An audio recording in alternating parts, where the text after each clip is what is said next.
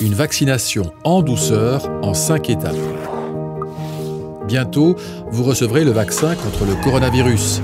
Comment travailler ensemble pour que la vaccination se déroule au mieux. 1. Planifiez bien la vaccination. Le vaccin a été testé sur plus de 10 000 personnes. Il est efficace et sûr. Dites-le bien à tout le monde, car si nous sommes tous vaccinés, nous ne laisserons plus aucune chance au coronavirus.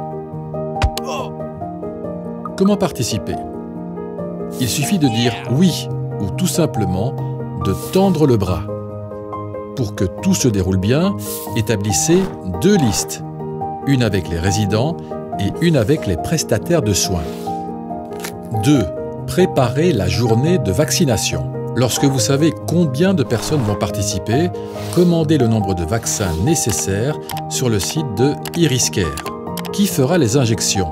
Pour les résidents, elles seront effectuées sous la supervision du médecin coordinateur et conseiller, du médecin référent ou du directeur médical. Et pour le personnel, par le médecin. Vous n'avez pas de médecin? Renseignez-vous alors sur la marche à suivre auprès de votre médecin conseil. 3. Conservez correctement le vaccin. Le vider le jour du vaccin approche. Vous savez maintenant quand le vaccin sera livré. Prévoyez un réfrigérateur à une température entre 2 et 8 degrés Celsius. Seul le vaccin pourra y être conservé, rien d'autre. Vérifiez bien la livraison et placez le vaccin au frigo, c'est tout. 4. Mettez-vous au travail. Préparez un local, disposez les aiguilles, les seringues et tout le matériel dont vous avez besoin, ainsi que 2 poubelles pour les déchets ordinaires et médicaux. Vous pouvez administrer les injections dans un vaste local qui accueillera les résidents. Vous pouvez également vous rendre dans les chambres des résidents.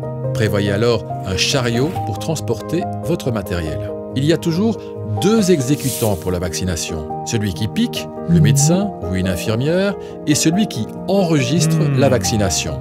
Cette dernière personne vérifiera également le bon déroulement du processus. 4 yeux valent mieux que 2. 5. Piquer et enregistrer la vaccination. Comment informer tout le monde? Demandez au médecin, à l'infirmière ou au personnel chargé de l'animation de se rendre dans chaque chambre. Les résidents, eux, n'auront qu'une chose à faire, remonter leurs manches.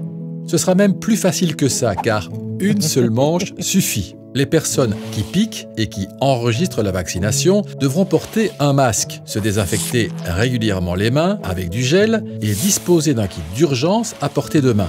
Elles auront également un tensiomètre et les instructions concernant la procédure. Ces personnes sortiront les boîtes du réfrigérateur afin que leur contenu puisse s'adapter à la température ambiante. La préparation du vaccin est facile.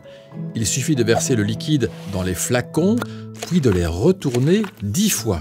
Ils sont alors prêts pour en extraire la dose qui servira à injecter le vaccin. 0,3 ml par piqûre. On dénude le haut du bras et hop, l'injection est faite. C'est aussi simple que cela. Surtout, dites bien aux résidents de continuer à porter un masque, de garder leur distance et de souvent se désinfecter les mains avec du gel. Tout le monde a été vacciné et consigné par écrit, formidable. Assurez-vous maintenant que personne ne présente d'effets secondaires. Tout va bien après 15 minutes, les résidents peuvent alors reprendre leur vie normale.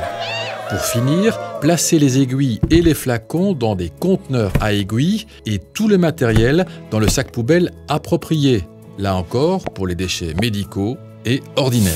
Puis enregistrez toutes les vaccinations effectuées dans Vaccinet. C'est tout pour la première phase. Une nouvelle vaccination suivra dans 3 semaines.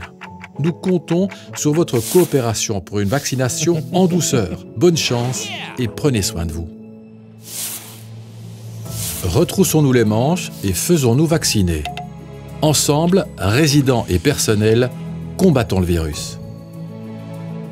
Prenez part au vider le jour du vaccin.